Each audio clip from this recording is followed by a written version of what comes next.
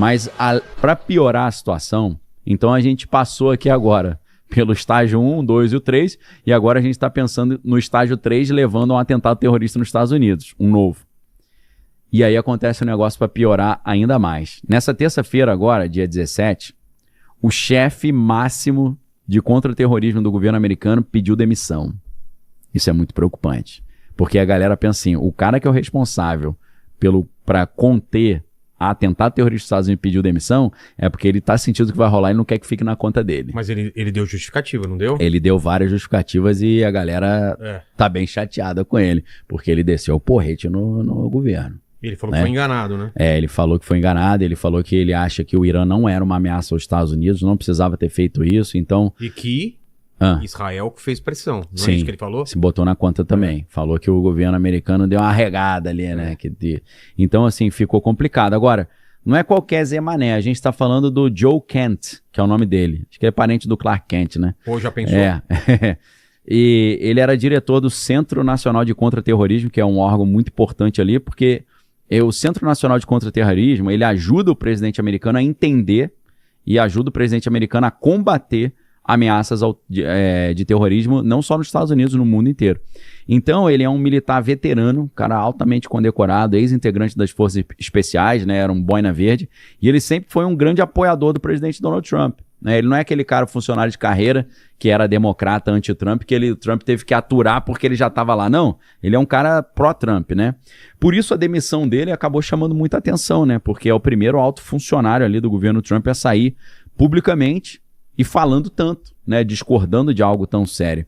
Ele falou que ele não consegue apoiar em sã consciência essa guerra no Irã. Segundo ele, o Irã, como eu disse, não representava uma ameaça. Ele acusa os Estados Unidos de entrar nessa guerra, como você falou, por pressão de Israel. E ele disse que ele não quer mandar a próxima geração de americanos ali para morrer numa guerra que, na opinião dele, não vai trazer nenhum benefício para os Estados Unidos, né? Então ele acha que a guerra foi uma escolha errada, que foi baseada em informações exageradas ou informações erradas, e ele preferiu sair do cargo, né? Então, muitas pessoas interpretaram essa saída não apenas porque ele não estava concordando com a guerra, mas que ele estava sentindo que a retaliação seria pesadíssima e ele, na condição de chefe de contra-terrorismo, ia ficar no colo dele se tiver um atentado. Ia falar, pô, você que tinha que ter prevenido. Ele achou que a melhor maneira de prevenir era você não atacar o Irã, né? Então, isso aí traz mais uma preocupação de que essa crise toda que a gente está vendo, esses lockdowns malucos que estão começando a fazer na Ásia, isso possa piorar. Agora, a pergunta que a gente faz é, o que acontece num mundo já fragilizado com essa crise energética se a gente tiver um novo 11 de setembro? Meu irmão, aí é uma escalada de confusão que é um negócio terrível, tá? A gente vê ali um colapso rápido para a economia global, né? A gente pode, num cenário de simulação, a gente veria uma queda que poderia chegar a 30% da Bolsa de Valores, algo que aconteceu na época da pandemia também, que eles tiveram que fazer o circuit breaker, né, que é quando eles fecham a Bolsa para evitar que continue caindo. Empresas, né, a gente veria empresas quebrando, né, aviões parando de voar, portos e fronteiras fechados, como aconteceu na época do 11 de setembro, né? Então é sempre legal quando a gente está simulando um evento que pode acontecer, a gente vê algum evento semelhante que aconteceu antes. No caso da greve dos caminhoneiros, a gente tem o exemplo de 2018. No caso de um atentado terrorista hoje contra os Estados Unidos, a gente tem o exemplo do 11 de setembro, né? Então dá para simular bem o que aconteceria. Só que na época do 11 de setembro, o mundo não estava vivendo essa crise que já está vivendo hoje. Então seria algo muito mais sensível, né? Num cenário hipotético como esse, e graças a Deus ainda é um cenário hipotético e se Deus quiser vai continuar sendo, a gente está só fazendo uma análise de uma conjectura de cenário. No Brasil, o dólar ia disparar, né? Um dólar sobe rápido. Viu o dólar aí pra gente? Virou aí? Quanto tá? 5 e quanto? 5,26. Ainda tá de boa. Não tá tão estranho, né? Então, assim, inflação, né? Obviamente, comida e combustível ficando mais caro e tal. Só que o que a gente Greve, claro. Pode ter caos nas ruas, né? Levantes populares, né? Manifestações e tal. Agora, e a reação norte-americana? A gente veria os Estados Unidos com a possibilidade de jogar uma bomba nuclear em cima do Irã. Pois é. Se eles tiverem o novo 11 de setembro. Alguém falou que alguém dos Estados Unidos, importante, falou que vai soltar Os Estados Unidos planeja 2 ou 3 bombas nucleares táticas lá. Eu não sei de onde tirou isso e não me parece muito inteligente, mas... Não parece. Mas, segundo eu creio, é o que tá no plano e vai acontecer. Eu Porque também, se os Estados Unidos estiver perdendo ou tiver alguma situação, ele solta a bomba e dane-se, Sim, né? Mas eu acho que... Vai sair como perdedor, né? Assim como o professor falou que o cenário mais provável para ter um atentado terrorista nos Estados Unidos são os Estados Unidos invadirem por terra, eu acho que o cenário mais provável para ter um ataque de bomba atômica é ter um atentado contra os Estados Unidos. Também acho. Que os caras... Porque a população... Teria uma justificativa. A população vai ficar irada, vai exigir uma retaliação. Rápida. A galera que era contra a guerra vai ficar a favor. Verdade. Então você muda a opinião pública rápido, assim, Verdade. Né? Você muda muito rápido. Pode ser um atentado de bandeira falsa, inclusive. Pô, com certeza. Então a gente tem que botar isso na equação. Pra galera que acha muito exótica essa ideia de um atentado de bandeira falsa, a gente não pode esquecer que vários conflitos foram iniciados oficialmente com atentados de bandeira falsa. Comprovadamente? Comprovadamente. Quais? Segunda Guerra Mundial. Ah, é? Segunda Guerra Mundial começa quando Hitler invade a Polônia. Por que o Hitler invadiu a Polônia? Ele foi motivado pelo caso Incidente Gleiwitz. Escreve Gleiwitz, né, com W. Incidente Gleiwitz. O que é o Incidente Gleiwitz? Os próprios alemães atacaram uma rádio alemã na fronteira com a Polônia, só que eles se vestiram com uniformes poloneses e botaram a culpa nos poloneses. Pô. A Segunda Guerra Mundial começou assim, com um atentado de bandeira falsa, claro, entendeu? Oficial. Então, assim, já é um excelente exemplo para a galera perceber que se houver um atentado terrorista, mas que na verdade ele for uma bandeira falsa, não vai ser a primeira vez. Olha lá, ó. Prisioneiros vestidos como sabotadores, né? Entendeu? E depois a invasão alemã. Pegaram prisioneiros e mataram os prisioneiros e jogaram lá com o uniforme alemão e meteram tiro no cara, falando que os poloneses tinham matado os alemães. Pô. E não era um militar, era um prisioneiro que eles fuzilaram o prisioneiro. Então não é a primeira vez. Não seria a primeira vez. Não seria a primeira vez. Então, assim, o incidente na Baía de Tonkin. Porque você pensa assim, cara, Estados Unidos está aqui no Ocidente. Aí você tem um Vietnã lá onde o vento faz a curva. O que os americanos vão arrumar de encrenca lá no Vietnã? Se você for pensar assim, andando para trás, o que levou os Estados Unidos a entrar numa guerra, boots on the ground, soldados americanos morrendo no Vietnã lá do outro lado do planeta?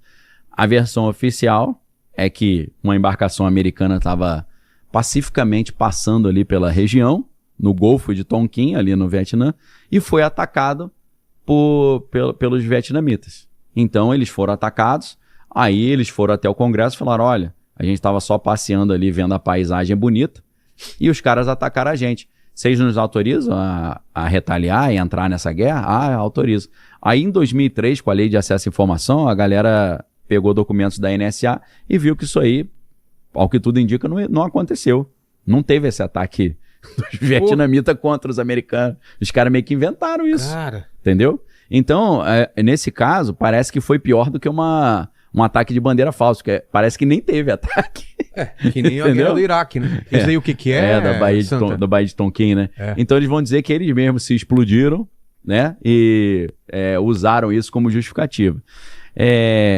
A guerra entre China e Japão, a guerra sino-japonesa, essa foi a pior de todas. Porque o que acontece? Os japoneses explodiram uma ponte e botaram a culpa nos chineses. Eles falam, pô, vocês explodiram a nossa ponte aqui, porque a galera tem que entender que nesse contexto da guerra sino-japonesa, a guerra entre a China e o Japão, na sua expansão imperialista, que acabou levando o Japão a entrar ao lado da Alemanha e da Itália, no eixo, né, na Segunda Guerra Mundial, o Japão já estava se expandindo, conquistando pedaços da China. Então já tinha pedaços da China que estavam sob o controle do Japão. E nessa época, os japoneses estavam ali, segundo eles, quietinhos, e de repente os chineses explodiram a ponte. Dá vontade de falar, porra, o território é meu, explodo a ponte a hora que eu quiser, né? Vocês invadiram o meu território. Mas eles explodem essa ponte e botam a culpa nos chineses e começa essa guerra sino-japonesa por causa de uma ponte que eles destruíram. Bota a culpa nos chineses ou japoneses? Os japoneses destruíram a própria ponte e botaram a culpa nos chineses. Entendi. Você vê que a gente hoje fica com raiva dos chineses, mas eles passaram dobrado com os japoneses. Porque o japonês também, né? Os cara não... cara é carne de pescoço, maluco. Os japoneses que vieram aqui falaram, cara, Que eles na guerra eles fizeram barbaridades. A galera é carne de pescoço. Os caras chegavam barbarizando tudo. Mulher, criança, geral. Não tinha muita conversa, não. Então, ainda teve um outro incidente, que é o famoso incidente da ponte de Marco Polo, que essa situação é mais louca ainda, né? Que os japoneses estavam dominando uma parte da China e tinha um muro. Então, do lado de cá do muro era um território que os chineses já tinham entregue ao Japão, tipo assim, perdemos uma parte da guerra, o território é teu, beleza. Tipo assim, a Ucrânia perdendo a Crimeia. Só que aí o que acontece? Um soldado japonês, ele meio que foi tirar a água do joelho e sumiu. Aí os caras, pô, cadê o japa aí? Sumiu, cadê nosso amigo? Sumiu e tal. Aí eles dizem que ouviram os tiros e falaram, pô, os caras pegaram ele.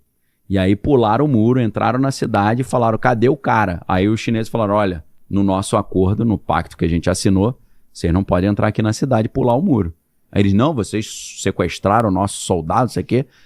Aí começou a encrenca, 2 dias depois aparece o cara, ei pessoal, o que tá acontecendo? Aí o maluco apareceu.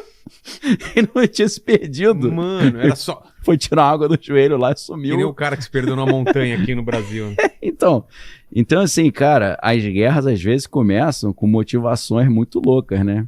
Tem a guerra de Troia, né? Negócio de pegar a mulher dos outros, né? Helena de Troia. Sempre dá problema. Dá problema também, né? Então, esse aí da ponte Marco Polo? Ou essa é da outra lá do... Que é tanta ponte que os caras destruíram, eu já não me lembro. Marco Polo, beleza. Olha lá o japonês com a bandeirinha, tá vendo? Cara, então quando começa a Segunda Guerra Mundial, em 1939, lembrando que isso aí, se eu não estou enganado, é 37, né? Ou 36. Os chineses já estavam brigando há um tempão contra o Japão. E aí que entra um negócio que a galera não imagina hoje, porque quem não estuda história tá fadado a repetir os erros do passado. A gente já tem dificuldade para pensar que a Rússia estava ao lado dos Estados Unidos na Segunda Guerra Mundial. E a galera tem dificuldade de entender isso, né? Sim. A Rússia era amiga. A Rússia era parceira. Aliados, E não só a Rússia. A China também, pô. A China entrou do lado dos Estados Unidos, dos aliados na Segunda Guerra Mundial. Era tudo chapa, meu irmão. Era tudo amigo. Porque a China já estava lutando contra o Japão há muito tempo e ajudou muito os aliados contendo o avanço japonês. Porque o japonês já estava ali tocando terror na Ásia.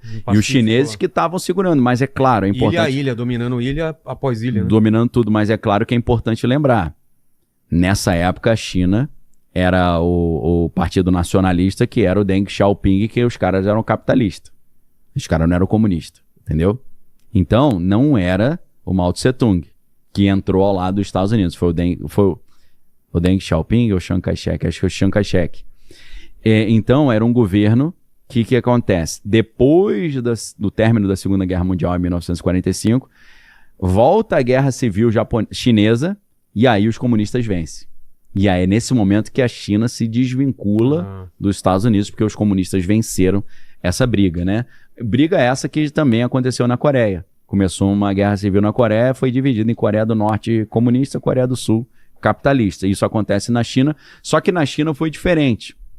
Na China, enquanto na Coreia eles dividiram a Coreia em norte comunista e sul capitalista, na China, os capitalistas que perderam, eles se transferiram para Taiwan e criaram na ilha de Taiwan um novo governo chinês. Então fica uma briga entre a China continental comunista dizendo que é a China de verdade e a China de Taiwan dizendo que ela que é a China verdadeira. Então, por isso que tem essa briga entre a China. Então, é como se houvesse duas Chinas dizendo que elas são... Que um dia vai dar treta. Vai dar treta. E essa treta se der, meu irmão, aí lombra tudo. Porque ali, infelizmente, 90% dos chips do planeta vem dali, numa parceria entre Philips, Holanda, os holandeses, a ASML e a TSMC, que é a empresa de Taiwan que fabrica os semicondutores e chips. E a galera...